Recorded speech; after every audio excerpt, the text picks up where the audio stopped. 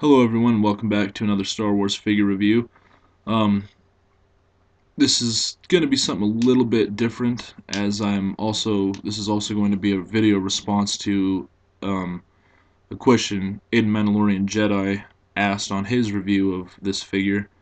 Um, we're taking a look at Darth Maul today, the vintage collection Darth Maul from Phantom Menace.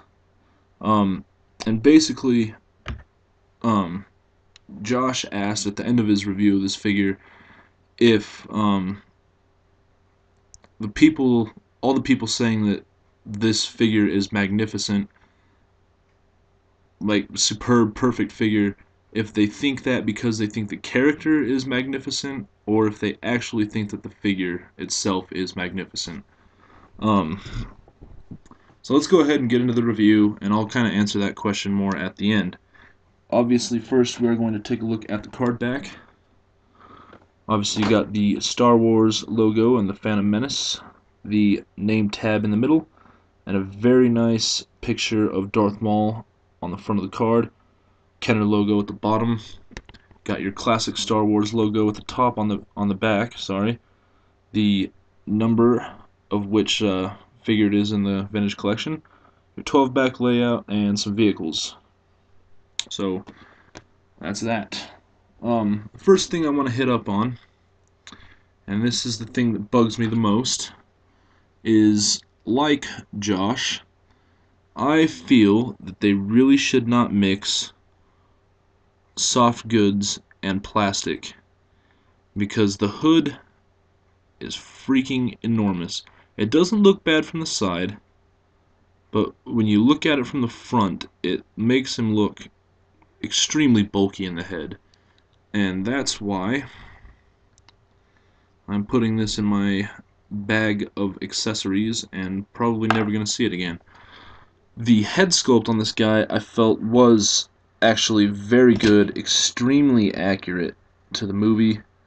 I know my camera sucks and I apologize, but the tattoo that runs down the center of his face, down the bridge of his nose, I'm going to try to keep steady.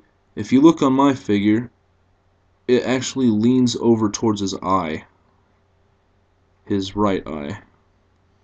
So, I mean, that's kind of disappointing. And it's obviously set off to the side, which is it's just it just bugs me. Um, if you're gonna take pride in your work, Hasbro, at least double check things like that. I mean, that's the only real thing about this figure. That's what bugs me the most about this figure, is what I should say, is the fact that tattoo. Granted, the tattoos are 100% movie accurate, but that one's shoved off to the side, whereas all the other ones are put exactly where they needed to be. But it's not too bad. It's probably an easy fix, but the robe I felt was pretty bulky.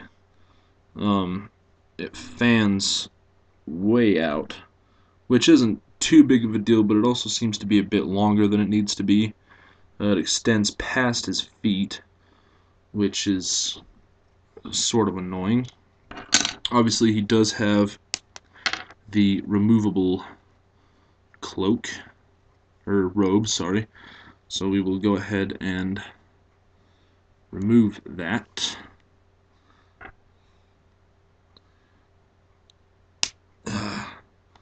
And there we are, without his robes. As you can see, and Josh pointed this out in his review, which I thought was a good notice, his belt is on backwards when you first get him. And, like he said, you can spin it around and fix it, but it does mess up with the kind of skirt deal you got going on here, which I think Hasbro's done a pretty darn good job of. It's probably one of my favorite aspects on the figure. Another thing he noticed that I really wouldn't have picked up on until I actually took off his robe is he does have a bit of a hunchback. He does have a ball-jointed head, but that is about as high up as he can look, so you really can't fix it by positioning his head upward. So he's kind of stuck with the hunchback look, which is also somewhat unfortunate, but it's not anything really to gripe about, in my opinion. Doesn't really take away from the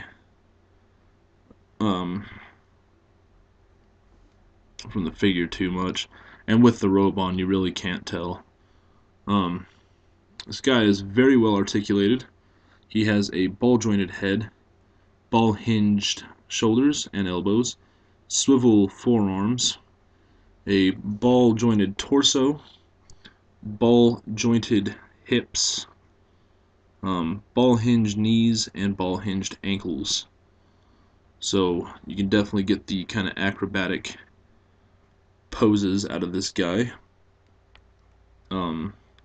Can't remember the actor's name that played Darth Maul, and it's bugging me now. But you know, you can get the very cool acrobatic poses if you're setting up like a Phantom Menace diorama or something of that sort. The lightsaber, we're going to go ahead and get into accessories now. The lightsaber has a really cool gimmick, the ability to be split in half when Obi-Wan and Darth Maul are going at it after Maul kills Qui-Gon. So that's pretty cool, and it tabs into place pretty firmly. You really shouldn't have to worry about it coming apart on you. He also comes with a pair of micro binoculars, which are very neat and nicely sculpted. And obviously an unlit hilt, which is extremely bulky, or really big to be putting on his belt like that, but let's see, it adds quite a bit of length to him, but it's not too bad, and it's something I can live with. But there he is. So Josh, if you watch this, my answer, in my opinion, I would have to say the figure is magnificent because the character is magnificent, in my opinion. Obviously Darth Maul is such an iconic character, and just a very highly anticipated figure, I think, coming out of this wave of the vintage collection.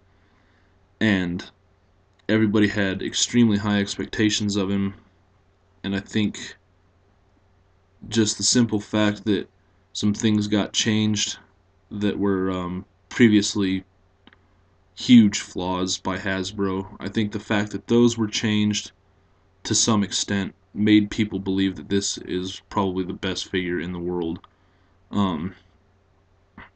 But again, I believe that this figure is magnificent because the character is magnificent. But obviously, that's just my personal opinion. Anyway, everybody, I hope you have enjoyed this review. I'll be back to do some more soon. And as always, take it easy, and may the Force be with you.